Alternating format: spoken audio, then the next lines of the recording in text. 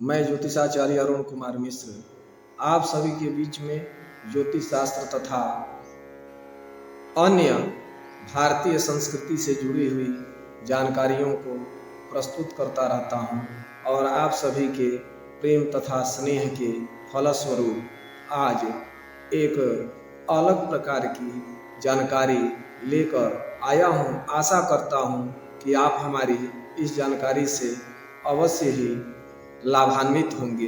हम सभी के मन में एक जिज्ञासा रहती है कि हमारे भाग्य में क्या लिखा है, हमारी कैसी नौकरी होगी, हम क्या करेंगे, या हमारे घर किसी बच्चे का जन्म होता है तो हम सभी चिंतित रहते हैं कि यह बच्चा क्या करेगा, इसकी पढ़ाई लिखाई कैसी होगी, इसके और भाई बहन कितने रहेंगे, या इसके भाई बहनों पर इसका कैसा प्रभाव रहेगा, या माता पिता के ऊपर कैसा प्रभाव रहेगा।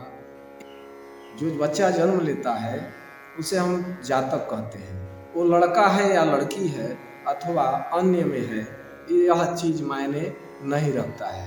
तो जातक की जन्मकालिक जन्म के समय जो उपस्थित ग्रहों की स्थितियां होती हैं उन्हें हम जन्मपत्री के रूप में उतारते हैं एक कागज पर या कंप्यूटर के माध्यम से। बहुत सारे आजकल सॉफ्टवेयर आए हैं जिनमें हम सभी उन जानकारियों को उतार लेते हैं।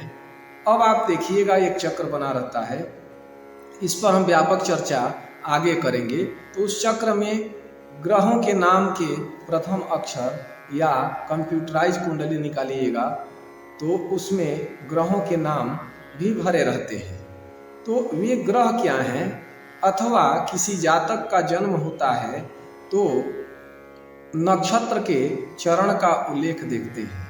तो हमने पिछले वीडियो में एक वीडियो बनाकर हमने डाला था जिसमें जातक के जन्म के समय कौन सा नक्षत्र रहेगा तो कौन सी राशि का नाम होगा, या आपके नाम का पहला अक्षर कुछ है तो आपके कौन से नक्षत्र का चरण होगा, या किस नक्षत्र के किस चरण में आपका जन्म हुआ है।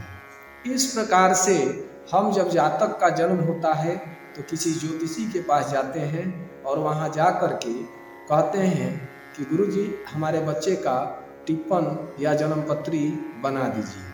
तो सामान्य रूप से जब जातक का जन्म होता है तो जन्मकालिक स्थिति को एक कागज पर हम सभी उतार देते हैं, या प्राचीन काल में जब गणना प्रणाली हाथ से करनी होती थी उस समय एक कागज पर जन्म काल की ग्रह गोचर की स्थितियों को हम एक कागज पर उतार देते थे। तो आइए हम आते हैं, एक एक जानकारी को ध्यान से सुनिएगा। हम ध्यान से सुनेंगे तो जानकारियों से अवगत होते जाएंगे। हम बहुत ज़्यादा प्रोफेशनल एडिटिंग नहीं कर पाते हैं, इसलिए हो सकता है कुछ लोगों को मेरा वीडियो पसंद न आता हो, लेकिन हम जो भी बात कहेंगे प्रामाणिक अध्ययन के हिसाब से कहेंगे, इसलिए वीडियो को आखिरी तक अवश्य देखा करें। अब हम आते हैं ग्रह किसे कहते हैं, नक्षत्र किसे कहते हैं। तो आकाश में जब देखेंगे तो उसमें दो प्रकार के पिंड होते हैं। एक पिंड को नक्षत्र कहा जाता है, दूसरे पिंड को बहुत सारे तारे होते हैं ना, उसमें जो तारे होते हैं उनकी दो प्रकार की संज्ञाएं दी गई हैं, एक को नक्षत्र की और दूसरे को ग्रहों की संज्ञा दी गई है। तो नक्षत्र जो होते हैं वे स्थिर होते हैं। आप देखते होंगे कुछ तारे जो है स्थिर रहते हैं। हम सभी बचपन में गांव में जब छत पे सोते थे तो तमाम प्रकार की तारों की कहानियां हम सभी सुना करते थे, और सौभाग्य से हमें ज्योतिष शास्त्र पढ़ने का अवसर मिला। तो प्रत्येक ताराओं का तो अध्ययन मनुष्य अपने एक जन्म या 7 जन्म में नहीं समझ सकता है, लेकिन उसका संक्षेपीकरण कोई भी मनुष्य यदि संयम पूर्वक अध्ययन करे तो बहुत ही कम समय में प्राप्त कर सकता है, जानकारी से अवगत हो सकता है। तो आकाश में दो प्रकार के जो पुंज होते हैं उसमें पहला पुंज है नक्षत्र पुंज जो कि स्थिर होते हैं, और दूसरा पुंज जो है जिसको ग्रह पुंज कहा जाता है अथवा ग्रह पिंड कहा जाता है, वह चलायमान होता है। तो नक्षत्र पुंज को आप समझ गए, तो उसमें बहुत सारे मतभेद हैं। तो उन मतभेदों को ध्यान में न रखते हुए हम आते हैं अपने रास्ते पर या अपनी जानकारी के विषय पर। तो हमारी जो जानकारी है ग्रहों की और नक्षत्रों की, तो नक्षत्र जो हैं 27 कहे गए हैं। वैसे तो ब्रह्मांड में अनेक तारे हैं जिनकी संख्या अनिर्धारित है। यदि कोई कहे कि यही निर्धारण अंतिम होगा तो वह गलत है। जैसे सिर में बाल हैं उसको गिनना और पृथ्वी के कण हैं उसको गिनना जिस प्रकार से कठिन है, उसी प्रकार से प्रत्येक ताराओं की संख्या का निर्धारण करना बहुत ही कठिन कार्य है। जो अचलायमान नक्षत्र हैं उनके पथ पर, उनके मार्गों पर चलते हुए जो पिंड किसी एक निर्धारित तारे का परिक्रमा करते हैं, एक सर्किल बना करके, उन्हें हम ग्रह कहते हैं, जिनकी संख्या में काफ़ी मतभेद है। जैसे वेदोक्त ज्योतिष में मात्र 5 ग्रह कहे गए हैं। आज भी भारतीय पंचांगकार जो पंचांग बनाते हैं उसमें नीचे के तरफ देते हैं पंच तारा ग्रह के नाम से उस चार्ट को। तो ये दैनिक स्पष्ट ग्रह इसमें दिए रहते हैं। इस पंचांग में आपको सूर्य, चंद्रमा, मंगल, बुध, बृहस्पति, शुक्र, शनि, स्पष्ट राहु, स्पष्ट केतु दिए जाते हैं। मंगल, बुध, बृहस्पति, शुक्र और शनि, ये 5 ग्रह जो है ये तारा ग्रह कहे जाते हैं। और इसके अलावा सूर्य को भी स्पष्ट दिया जाता है। सब में दिया गया है, ऋषिकेश में भी दिया गया है। और अभी आप जो देखे हैं, अभी ऋषिकेश में देखेंगे काशी हिंदू विश्वविद्यालय से प्रकाशित है, उसमें भी दिया हुआ है। यहाँ चंद्र का जो है दिया हुआ है, तो चंद्र स्पष्ट करना पड़ता है नक्षत्र से, स्पष्ट इसमें नहीं दिया हुआ है।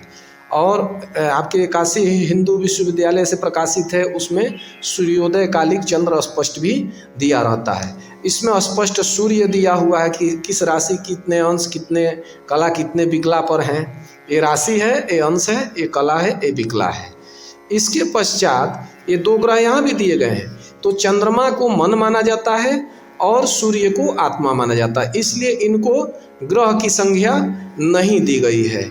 और आज के युग में भी जो है आधुनिक वैज्ञानिक भी इस चीज़ को स्वीकार करते हैं, इसको तारा ही मानते हैं। तो अब हम इसमें जो ग्रह हमारे हैं मंगल, बुध, बृहस्पति, शुक्र और शनि, इनको तो हम समझ गए कि 5 तारा ग्रह इनको कहा गया है। ये जो है अलग अलग प्रकार से अलग अलग गति में अपना अपना सर्किल बनाकर सूर्य की परिक्रमा करते हैं। एक बार हम ऋषिकेश पंचांग को भी देख लेते हैं। यह है ऋषिकेश पंचांग। ये संवत 2072 का हम लिए हैं। हमारे यहाँ प्रत्येक वर्ष के पंचांग रहते हैं, लगभग भारतवर्ष के सभी पंचांग को मैं रखता हूँ। तो अभी नया वाला पंचांग ढूंढ रहा था, नहीं मिला, इसलिए मैं पुराने को ही, क्योंकि इसमें चेंजिंग नहीं होता है। समय बदल जाएगा, तारीख बदल जाएगा, लेकिन ये ग्रहों का जो सारणी है ऐसे ही रहेगी, इनकी गति और ये सब चेंज हो जाएगा। इसमें भी देखिए आपको चंद्र स्पष्ट यहाँ दिया हुआ है दरभंगा जैसे, लेकिन इसमें अवधोदयिक मतलब उदय कालिक स्पष्ट सूर्य भी दिया हुआ है। फिर यहाँ जो है मंगल का स्पष्ट और बुध का स्पष्ट, बृहस्पति को स्पष्ट करके दिए हैं। और ये बकरी शुक्र हैं, इसके ऊपर भी चर्चा करेंगे, मार्गी और बकरी क्या होते हैं। और इसके बाद शनि हैं, स्पष्ट शनि और राहु, और केतु को भी अलग से स्पष्ट करना पड़ता है। ध्यान दीजिएगा, इसमें केतु को और चंद्रमा को स्पष्ट करना होता है, लेकिन राशि के लिए सारणी यहाँ दी गई है। इसमें अंश कला विकला निकालने के लिए इनको स्पष्ट करना पड़ता है। तो इस प्रकार से जो भी भारतवर्ष में प्रकाशित पंचांग बनते हैं, जिसको पत्रा कहते हैं, उसमें स्पष्ट ग्रहों की सारणी दी जाती है। इन सारणियों के माध्यम से ज्योतिषी जब कुंडली बनाते हैं तो इन्हीं ग्रहों को ऐसा एक चक्र बना देते हैं और ग्रहों को भर देते हैं। जैसे यहाँ श्रावण शुक्ल अष्टमी रविवार का जो है यहाँ ग्रह स्पष्ट करके यहाँ भर दिया गया है। तो अलग अलग समय में अलग अलग ग्रहों को भरा जाता है। इस पे हम विस्तृत चर्चा कर लेंगे। जैसा कि अभी आप सभी देखे हैं, काशी हिंदू विश्वविद्यालय से प्रकाशित पंचांग, जिसका नाम विश्वविद्यालय पंचांग है, और आपने ऋषिकेश पंचांग और साथ ही दरभंगा से प्रकाशित कामेश्वर सिंह विश्वविद्यालय दरभंगा से प्रकाशित विश्वविद्यालय पंचांग कि स्पष्ट ग्रहों की दैनिक ग्रह स्पष्ट ग्रहों की सारणियों को आप देखे हैं। वे सारणियाँ जन्मपत्री बनाने में काफ़ी सहायक होती हैं। हम आपसे एक आग्रह करेंगे कि यदि आप हमारे द्वारा प्रसारित जानकारी से संतुष्ट हों तो आप इस जानकारी को अपने संपर्क में साझा अवश्य करें, ताकि इस जानकारी से आपके संपर्क के लोग लाभान्वित अवश्य हों।